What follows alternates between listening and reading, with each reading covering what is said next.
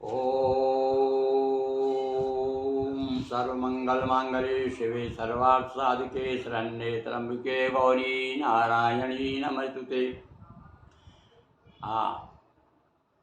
जगत जननी आदिशक्ति दुर्गा देवी का महापर्व नवरात्रि का चल रहा है और हम आपको एकम से लेकर के निरंतर देवी भागवत पुराण से जो हमने संक्षिप्त रूप में दोहा चौपाइयों में प्रस्तुत किया है वह आपके सामने निरंतर सुना रहे हैं।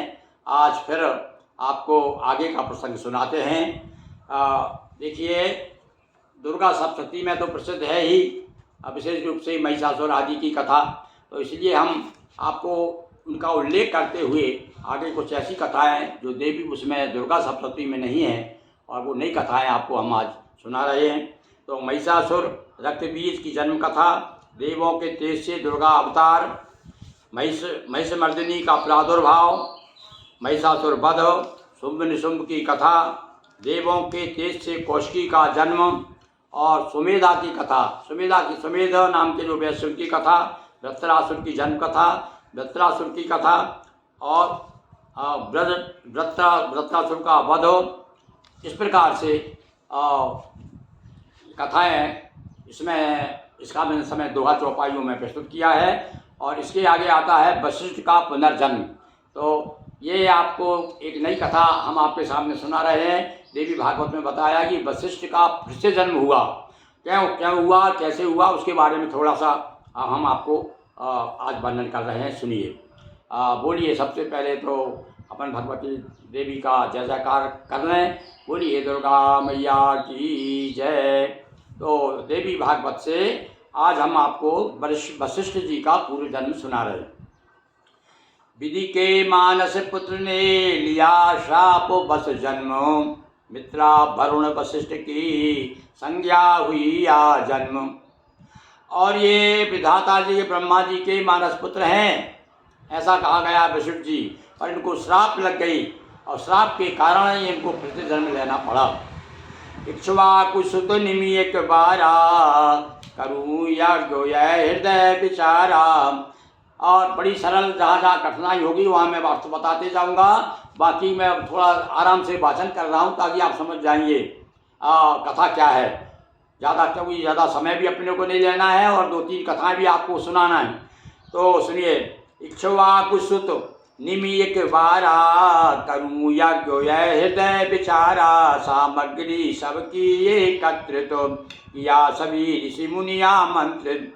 गुरु वशिष्ठ से बोले आकर, यज्ञ कराएं ब्रह्मा होकर। कहा वशिष्ठ मैं पूर्व निमंत्रित, अतः रहूँगा नहीं उपस्थित। यज्ञ कार्य कम तिथि बढ़ाएं, अभी न अपना यज्ञ कराएं।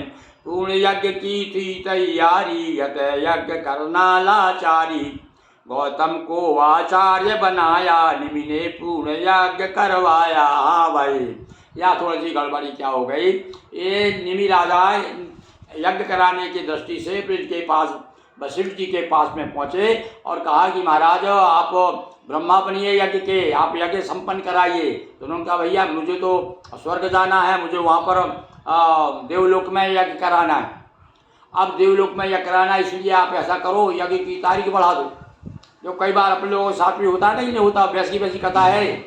तो अब राजा ने क्या किया कि तैयारी पूरी हो गई थी, तो इन्होंने उनके मन में आई भाई यज्ञ तो मुझे कराना ही है, चलो मैं महाराज तूने तो और नहीं और सही।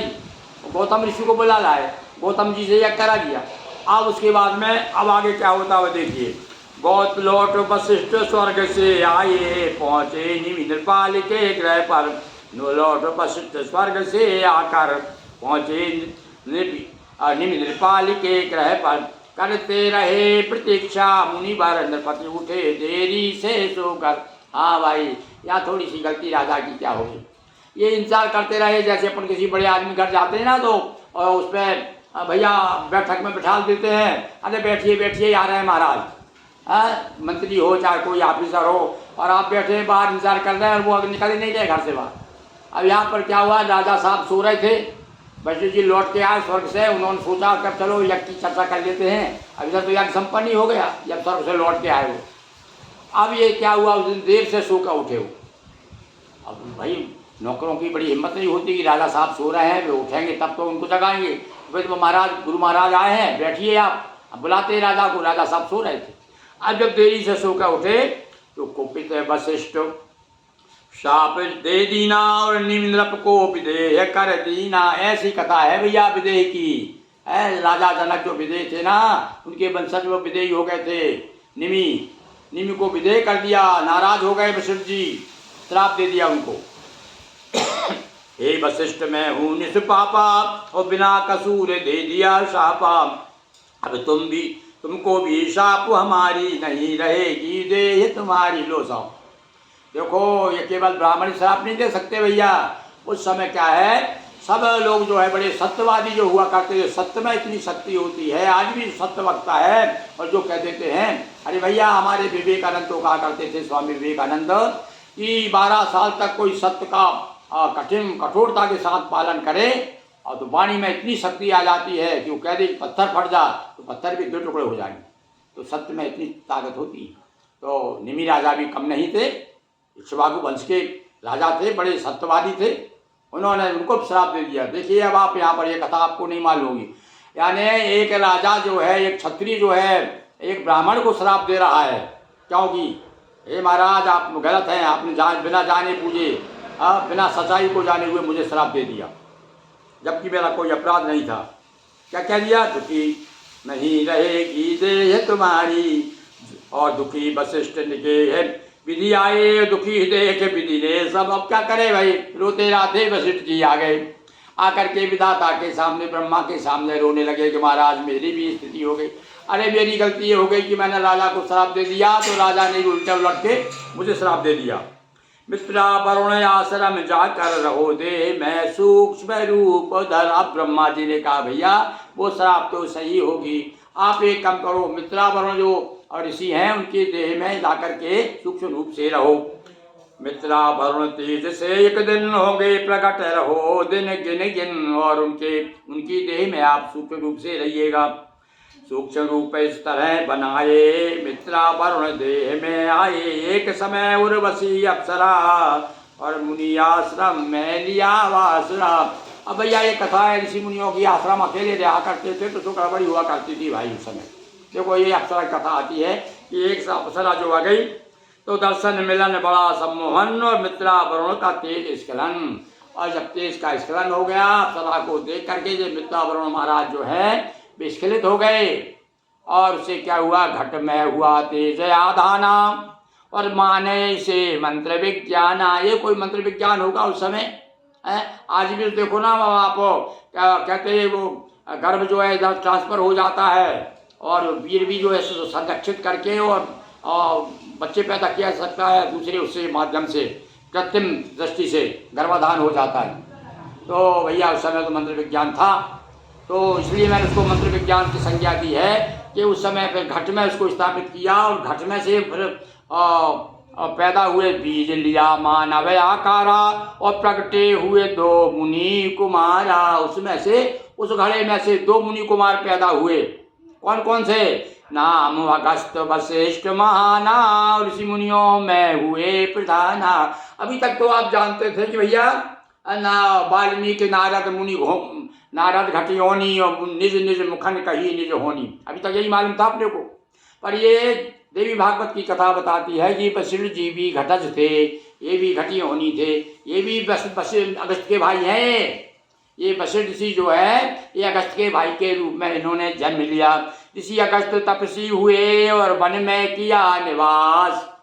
और पुरोहित हुए वशिष्ठ जी इक्ष्वाकु के खास, इक्ष्वाकु राजा के वंश में आकर के ये तो पुरोहित हो गए दोनों भाई। देखो अब एक पिता के विपुल कुमारा और सबके अलग अलग आचार, सबके आचार अलग अलग होते, तो ये तो पुरोहित बन गए वशिष्ठ जी। और अगस्त जी जो है तपस्या में निरत हो गए, जाकर के तपस्वी हो गए, जंगल में आश्रम बना के रहने लगे, गुरुकुल चलाने लगे। तो इस प्रकार से आज हमने आपको देखी है ना सुंदर कथा भाई, वशिष्ठ जी किस प्रकार से दूसरा जन्म हुआ। अब निमि की कथा सुनिए, क्योंकि निमि को श्राप दे दिया था ना, उसकी कथा क्या है वो सुनाते। मुनि वशिष्ठ की शाप बस और घट से निकली दे आदि शक्ति की कृपा से नृप निमि नृप रहे विदेह। और वशिष्ठ जी तो भैया घर से पैदा हो गए, और अब वशिष्ठ जी ने जो श्राप दिया था निमि को, तब उसकी क्या है उनके सुनो। वो निमि ने यज्ञ पूर्ण करवाया और देखो देवों का प्रसाद भी पाया। ये पहले की कथा, जब उसको यज्ञ कराया था उन्होंने, जब वशिष्ठ जी वहाँ स्वर्ग चले गए थे, तब की बात बता रहे हैं भाई, श्राप के पहले। और कहा सुरों ने नृप मांगो वर बोले विदित वहा निमि हाथ जोड़ कर जन्म मरण वाला होता तन। ऐसा नहीं चाहिए श्रीमन सभी देखते जिनके द्वारा उन आँखों का बनू सारा। जब इन्होंने यज्ञ कराया था, या हो सकता है बाद में यज्ञ कराया हो, जब उनको श्राप मिल गया था उसके बाद, तब उन्होंने कहा कि भैया मैं प्रसन्न हो गए। यज्ञ के बाद में आचार्य लोग उस समय तो आशीर्वाद दिया करते थे, आज भी देते हैं आशीर्वाद। अब कितनी फलीभूत होती है तो आप आचार्य की तपस्या के ऊपर है, यदि कितना तपस्वी भजनानंदी है तो आप उसकी आशीर्वाद भी लगेगा भाई। तो यहाँ उन्होंने क्या आशीर्वाद मांगा, क्या वरदान मांगा कि सभी देखते जिनके द्वारा उन आँखों का बनू सहारा। मतलब आँखों के ऊपर जो पलक है ना, जो पलक झपकती है, इसे तो इसे निमि से ही निमिष बना है। निमिष निमिष है, एक निमिष में एक पल में जो है पलक, तो पलक बनी ना, पल से पलक, पलक से पल, आप कुछ भी कहिए आप। तो ये निमि राजा की जो, इसलिए तुलसीदास जी ने वहाँ वर्णन किया है रामायण में एक जगह, निमि का उल्लेख किया है। वायु रूप में हो विचरण पलकें उठे गिरहूँ निमीलन। मैं वायु रूप में पलकों में निवास करूं, ऐसा इन्होंने वरदान मांगा उनसे। कहा देवताओं ने राजन जो जग पर करती है शासन, वह कल्याण रूपिणी अम्बा तुम पर है प्रसन्न जगदम्बा। मांगो माँ से करो प्रार्थना निश्चित होगी पूर्ण कामना। अब जगत जननी जगदम्बा भगवती आदि शक्ति से आपने जो इच्छा व्यक्त की है वह भगवती देवी से मांगिए, दुर्गा देवी आपको पर कृपा करेंगी।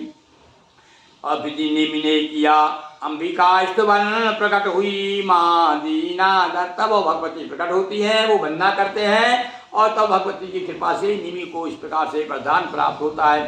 कीनम शक्ति पूरी अभिलाषा, कहा नेत्र में करो निवासा। कह दिया कि आंखों में रहो, तुम पलक बन के रहो, पलक बन के। भई देवी सब अंतर ध्याना मुनिजन ने दिया मृतक तन ध्याना। अब हाँ ऐसा क्या करके भैया, वो तो हाँ श्राप के बाद में श्राप दी थी, उसके बाद का यज्ञ है, तो वो तो उधर चले गए, उनका प्राण तो इधर आ गए। और जब मृतक देह जो थी निमि राजा की, अब क्या हुआ उसका, वो बड़ा एक अलग विचित्र कथा है भाई। मंथन किया देह का मिलकर जन्मा एक पुरुष अति सुंदर, मानो अपर रूप निमि आए प्रकट हुए ये जनक काये। अब इस प्रकार से देह का मंथन करने से ऋषियों ने एक नया पुरुष पैदा किया, और वो पुरुष जो है जनक नाम से प्रसिद्ध हुए। इस प्रकार से ऐसे जनक हुए। तो देखो किस प्रकार से वशिष्ठ का इनका क्या संबंध रहा निमि का, निमि के कारण क्या हुआ, कहाँ से कथाएं कहाँ पहुँचती है। और उसके बाद में कहा व्यास जी नृपति निमि बन कर रहे विदे, अतः जनक का वंश भी कहते सभी विदे। इसीलिए उनको जनक जी के वंश को विदे कहा जाता है, ये कारण है भैया उसका। अब आगे जो है भृगुवंश का भी वर्णन किया है, और अब एक जगह जो है वंश की उत्पत्ति बताई, ये भी आपको सुना है, भागवत में कथा सुनी होगी आपने। अब एक कथा सुनो आपको, ये कथा नहीं सुनी होगी आपने, है नारद का मोह तो जरूर सुना है भैया। रामचरितमानस में आपने सुना है कि नारद जी चाह रहे थे कि मेरा विवाह हो जाए, पर भैया देवी भागवत तो कहती है हाँ एक बार नारद जी का विवाह भी हो गया था। अब एक बड़ी विचार सुंदर कथा सुनिए आप। अब आपको नहीं लगेगी ये कथा, वैसे जो लोग निरंतर स्वाध्याय करते हैं, पुराणों का अवगाहन करते हैं, उनके लिए नई नहीं है, उनके लिए वो जानते हैं कि नारद जी का विवाह हुआ है। तो देखिए अब देवी भागवत में किस प्रकार से नारद जी का विवाह होता है, वो कथा सुनिए। मामा नारद भानजा और पर्वत दोनों साथ।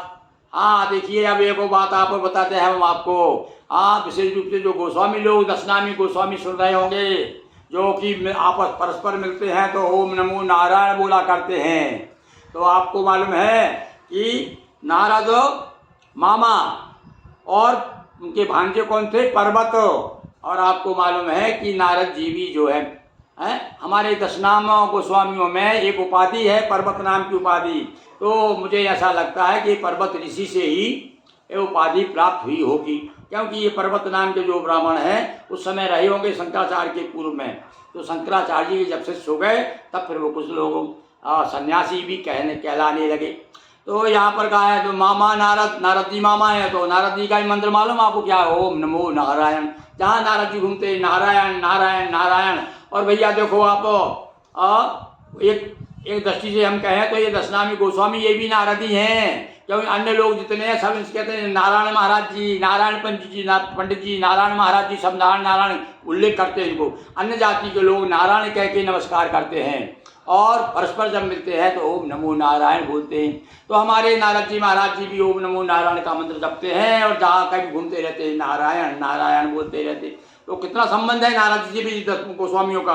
और इसलिए भी संबंध है कि इनका भांजा जो है वो पर्वत नाम था उसका, और पर्वत नाम गोस्वामियों में आप पाते ही हैं। तो इस प्रकार से कैसे मोह के फंद में इनकी सुनिएगा, तो इनकी कथा सुनाते हैं कि नारद जी का विवाह कैसे हुआ। दोनों संजय नृपगृह आए, आकर चतुर्मास बिताए। अब मामा भाने एक बार दोनों, अभी साधु लोग भैया देखो आप, अब आज भी परंपरा हमारे यहाँ धर्मधाम जो परिक्रमावासी जाते हैं तो वे बरसात में चतुर्मास एक जगह बिताते हैं, कहीं किसी गांव में रुक जाते हैं। तो एक बार ये मामा भाने चतुर्मास बिताने के लिए, अब दोनों संत हैं भाई ये तो, अब कहाँ गए? संजय नाम के एक राजा थे उनके आए। दोनों के विचार मन आए, तय था आपस में बतलाए। संजय की थी एक कुमारी, दमयंती सुंदर सुकुमारी। हाँ भैया, तो इसलिए कहा है कि भैया जो है योगी को साधु को ज़्यादा गृहस्थाश्रम में माया मोह नहीं लगाना चाहिए, रुकना नहीं चाहिए। अब यहाँ देखो गड़बड़ी हो गई, यहाँ पर ये कथा ये बताती है कि जब ये राजा रहने लगे तो उनकी जो आज भी जो है महिलाएं, आप देखो बहुत सारे साधु महात्मा क्यों पतित हो जाते हैं कि महिलाओं के चक्कर में आ जाते हैं कि महिलाएं बड़ी धर्मप्रवण होती हैं और वो साधु संतों की सेवा करती रहती हैं, और सेवा करते करते और कभी कभी जो है गलत संबंध हो जाते हैं, अवैध संबंध से हम कहते हैं, ऐसे भी हो जाते हैं। तो यहाँ पर वो देखिए ये कथा, पहले क्या सत्य लोग सारी कथाएं जो है छिपाते नहीं थे। ऐसा लगता है भैया जो पुराण कथाएं वो चरित्र जो है जीवन, आपका जीवन परिचय दे रहे हैं, तो जो भी यदि कमी भी है तो वो भी बता दी है, छपाने की आवश्यकता नहीं है, पता ही कि देखो कैसे कैसे हुआ। अब ये दोनों रहते रह रहे हैं, उनके दमयंती नाम की राजकुमारी है, और राजा ने कहा कि बेटा ये दोनों संत हमारे यहाँ रुके हैं, चतुर्मास रुके, इनकी सेवा करो। अब वो सेवा कर रहे हैं। अब यहाँ पे वो क्या गड़बड़ी होती है, ना भक्ति भाव से करती सेवा और माना जुगल मूर्ति को देवा। वो राजकुमारी तो इनको देवता मान करके पूजा कर रही थी। और नारद मधुरम बीन बजाते, तन में हो गीत सुनाते। ये तो नारायण नारायण नारद जी का तो बीड़ा बजती रहती है, तो जब ये बीड़ा बजाते बड़ी सुंदर सुंदर वो बैठ करके वो सुना करती। भाई संगीत में बहुत बड़ी शक्ति होती है। हाँ, और मुझे याद है अब वो घटना है नागपुर की। हमारे पास में जो एक सज्जन रहा करते थे वो बांसुरी बजाया करते थे, और रात को जब वो बांसुरी बजाते थे तो पड़ोस की एक लड़की अपना मतलब घर बार छोड़ करके आ जाती थी उनके पास। ये यानी प्रत्यक्ष मैंने ये बात देखी, बाद में बहुत तंदा हुआ, उनका क्या हुआ वो बताने की बात नहीं है, पर मैं तो ये बता रहा हूँ संगीत में कितनी शक्ति होती है। तो कहते ना कि वृंदावन बंसी बजी, मोहे तीनों लोग, और वे तीनों मोहे नहीं रहे कौन सी ओट। तो वो बात तो एक प्रश्न है। तो वास्तव में भैया जब साधारण मनुष्य, हमें अभी कलयुग की बात, अभी 50 साल पहले की बात बता रहा हूँ आपको, कि मैं आँखों को सुनी हुई आँखों की देखी हुई बात है कि बाद में बड़ा गड़बड़ घोटाला हो गया था, किंतु वो लड़की जो है बांसुरी बजते सुन करके आ गई थी कि बांसुरी कौन बजा रहा है। तो बांसुरी यानी कितनी शक्ति होती है वाद्य में, संगीत में। तो यहाँ पर क्या करते नारद जी, मधुरम बीन बजाते और तन में होकर गीत सुनाते, और रोज गूंजती कानों में धुन, मोहित हुई कुमारी सुन सुन। अब वो धुन सुन सुन के राजकुमारी मोहित हो गई। देखो भैया संगीत तो जिंदा जादू है भाई, है। और लगे प्यार के पुष्प महकने, और नारद जी भी लगे बहकने। अब भैया कथा तो ये कहती है कि नारद जी भी, अब वो इतना ज़्यादा कठोर से तो होता नहीं है भैया। मनुष्य यदि वो मानव है तो उसके अंदर एक हृदय भी है, तो सामने वाला आदमी आपके लिए पागल है तो कुछ थोड़ा बहुत तो पागलपना आप में भी आ जाएगा। तो नारद जी भी जो है उनको चाहने लगे राजकुमारी को, और दोनों ओर प्यार का पौधा किंतु मुनि पर्वत ने रौंदा। दोनों परस्पर प्रेम करने लगे, पर भैया जो भानेज देखो वह मामा, ये देखो भानेज को मामा की एक गतिविधि पसंद नहीं आई।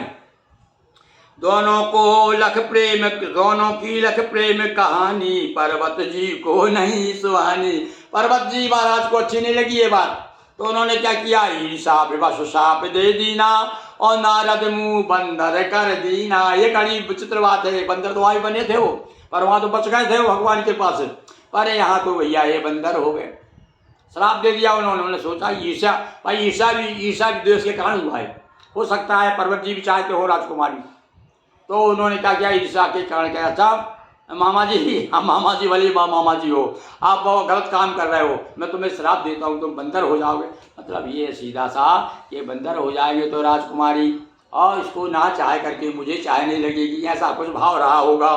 तो नारद भी तब शाप उचारी, तुम्हें अब नहीं स्वर्ग याद। अरे भैया ये पर्वत जी और नारद जी, इनको दोनों को इतना अधिकार था, स्वर्ग तक चले जाते थे, देवताओं को स्वर्ग लोक में, मृत्यु लोक, सब लोकों में विचरण करने का इनको तपस्या के बल पे इतना वो प्रभाव था इनका और अधिकार मिल गया था। तो उनको श्राप दे दिया कि तुम अब स्वर्ग नहीं जा सकते। तुम भी, नारद जी भी नाराज हो गए, तुमने मुझे बंदर का बना दिया। चले गए पर्वत ग्रह तद कर नारद दुखी, लिए मुख वानर, अब वो तो दुखी हो गए, पर्वत जी तो चले गए। और नारद जी के क्या हाल है कि नारद जी अब तो बंदर बने घूम रहे हैं।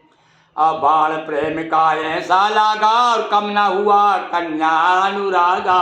पर भैया ये को देखो, हमारे इधर तो भैया बुंदेलखंड में कहावत है कि दिल लगा कभी से तो पता नहीं क्या चीज़ है। इतना अनुराग हो गया था लड़की को, तो इनका बंदर का मुंह हो गया, फिर भी उसके मन में इनके प्रति कोई दुराभाव नहीं हुआ, इनका प्रेम कम नहीं हुआ। और पढ़ने का प्रसंग जब आया, बंदर मुख वाला पति पाया। शादी की बात चली भाई, वो तो कहने लगी, लड़की ने कह दिया होगा अपने पिता से कि मैं तो नारद जी से शादी करूंगी। और किंतु जब भैया बंदर के वाली मुख वाली बात, तो माता पिता की आना कानी और कन्याड़ी एक ना मानी। माता पिता ने, अरे बेटी, अरे ये बंदर, अब तो ये बंदर हो गए हैं, ये थे कभी संत थे, बड़े ऋषि मुनि थे, तो बंदर हैं, और मैं अपनी बेटी तू क्यों मरी जा रही इसके लिए। तो उसने कहा नहीं, मैं प्राण दे दूंगी, मैं तो इनके साथ शादी करूंगी। तो फिर क्या हुआ, माता पिता बिल्कुल ना चाहा, लेकिन करना पड़ा विवाह। नारद जी की उस राजकुमारी के बंदर मुख वाले नारद की शादी राजकुमारी दमयंती से हो गई। देखिए है सुंदर कथा भाई, देख कितनी सुंदर कथा है। और पति सेवा में कमी ना आई, चर्चा में हुई पति सेवकाई। और उन्होंने ध्यान में दिया, ये जो बताया, इतनी पतिव्रता थी, इतना प्रेम था।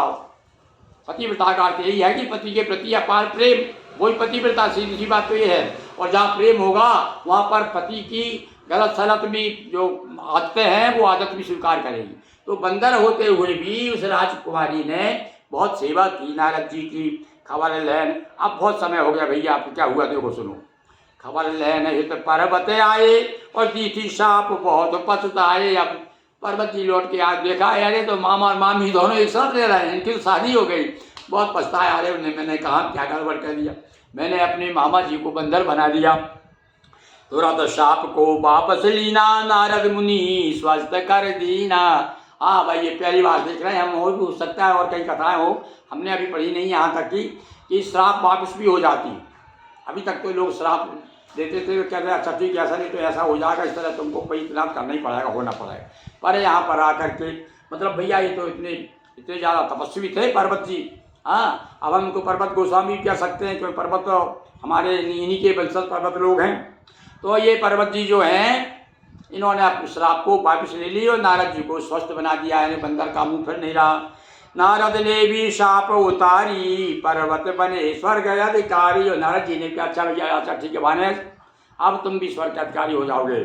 तो कहा व्यास ने मोहे बसो, नारद भी भयग्रस्त और सारा साधारण मुनि भी पड़े सदा मोह के हस्त।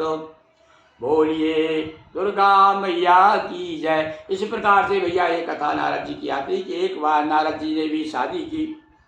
अब एक कथा और सुनो भाई, ये तो नारद जी कथा है, बड़ी विचित्र कथा है, ये तो अपने विवाह करा दिया। अब एक बार नारद जी खुद रानी बने, है विचित्र बात। तो सुनिए अब आप ये कथा क्या कहती है। नारद जी का, नारद को जब रानी बनना पड़ा, अब कौन सा प्रसंग, कौन सी परिस्थिति बनी कि नारद जी जो है रानी बन गए।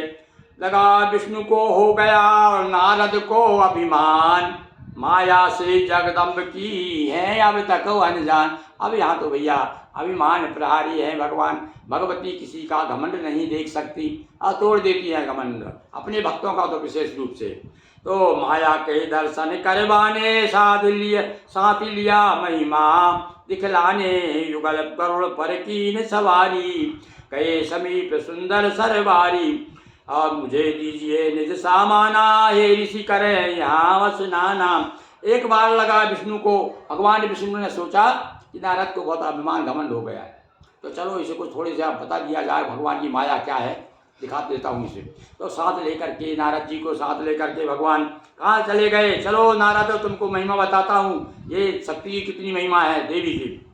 तो गरुड़ पर सवार होकर के गए तालाब के पास में, जाकर के कहा चलो सामान रखो, चलो ये महाराज आप चलो स्नान कर लो। नारद जी से कहा भगवान ने कि चलो पहले स्नान कर लो। तो डुबकी खाते ही ऋषि नारद पुरुष रूप हो गए, नर पुरुष रूप हो गया नारद। और नारद जी अब जो है क्या थे, पुरुष थे और स्त्री हो गए। अब वो पुरुष रूप उनका गायब हो गया और अब थे एक सुंदरी नारी, पहने भूषण सुंदर सारी, भूल गए जपना नारायण, अब तो जगत हुआ पारायण। अब तो जगत का पारण कर रहे हैं, अब क्या नारायण नारायण। अब माया ने देखो, इसलिए भैया तुलसीदास जी नहीं, सभी विद्वानों ने और वेदव्यास जी जैसे सब बड़े बड़े विद्वानों ने माया के भगवान को, भगवान की माया को प्रणाम किया है कि हे प्रभु आपकी माया बड़ी प्रबल है। नारद जी अब जो है रानी हो गए, भूल गए जपना, आते दिखे नृपति लाल ध्वज, आते दिखे नृपति ताल ध्वज, देख सुंदरी डूबे अचरज आँखों आँखों में, हो परिचय परिचय रूप ले लिया परिणय, किया विवाह नगर में लाकर, सेवा में थे नौकर सागर। लो भैया सुंदरी हो गए नारद जी, एक ताल ध्वज नाम के राजा आ गए, उनको पसंद आ गई, दोनों की आंखें मिली, प्यार हो गया, ले गए साथ में विवाह कर लिया। अब देखो रानी के रूप में नारद जी, अब देखो भगवान नारद जी ये माया का प्रभाव देखिए। और नृप ने बना लिया पट रानी और डूबी गृहस्थी में जिंदगानी। अब तो नारद जी की जिंदगी काय में बीत रही है, गृहस्थ आश्रम में बीत रही है। अब तो वो पटरानी हो गए ताल ध्वज के, और पुत्र हुए, बहुएं भी, औरतों को अब माया फैली, पुत्र भी हो गए नारद जी के यहाँ और बहुएं भी आ गई, और मैं उठी गृहस्थी, फिर बहुत लंबा समय हो गया, यानी उनको पता ही नहीं चला है एक पल में कितना क्या क्या हो जाता है। तो भगवान ने माया दिखाना था कि देखो मेरी माया क्या है, तो समझ ले जरा, तू बड़ा घमंड हो गया ना, तुझे समझ रहा कि मुझसे बड़ा कोई है ही नहीं है। वो वहाँ भी यही हुआ था, नारद जी समझ गया कि मैंने कामदेव को जीत लिया है। तो यहाँ पर भगवान विष्णु ने बताया। अब क्या हुआ सुनो आगे। सुलह कलह दुख सुख सब पाए, ग्रस्त आश्रम नियम निभाए, एक बार हरि कीन चढ़ाई, बेटे सभी वीर गति।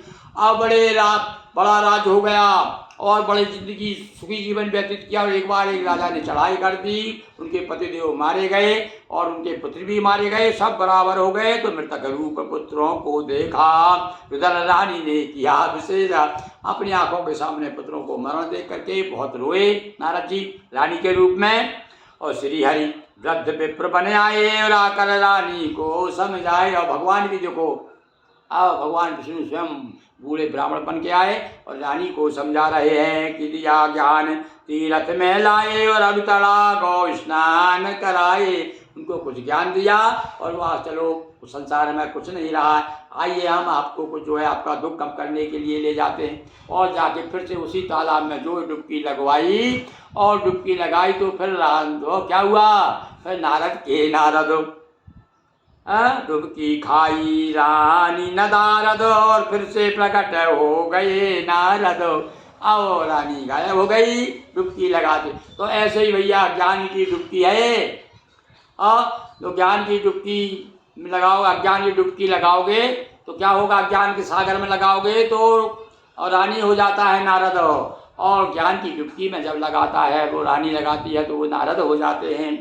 दिखी महामाया प्रबल हुआ शक्ति का ज्ञान। अब समझ में आया शक्ति की कितनी महिमा है, कितना ज्ञान है। नारी बनाकर विष्णु ने किया दूर अभिमान। भगवान विष्णु ने नारद जी को इस प्रकार से भैया पहली कथा सुनाई, शादी उनका विवाह करा दिया है, और दूसरा कथा हमने आपको ये बताई। इस प्रकार से अब आगे कुछ हम आपको इसमें फिर सूर्यवंशी सरियाती कन्या की कथा और रेवती और बलराम का विवाह। और इंद्र, एक बार ऐसा हुआ कि इंद्र को भी बैल बनना पड़ा। ये कथा आपको दूसरे एपिसोड में यानी दूसरे दिवस सुनाएंगे। बोलिए दुर्गा महारानी की जय, उमापति महादेव की जय, धर्मदा मैया जी की जय। हर हर महादेव शंभो।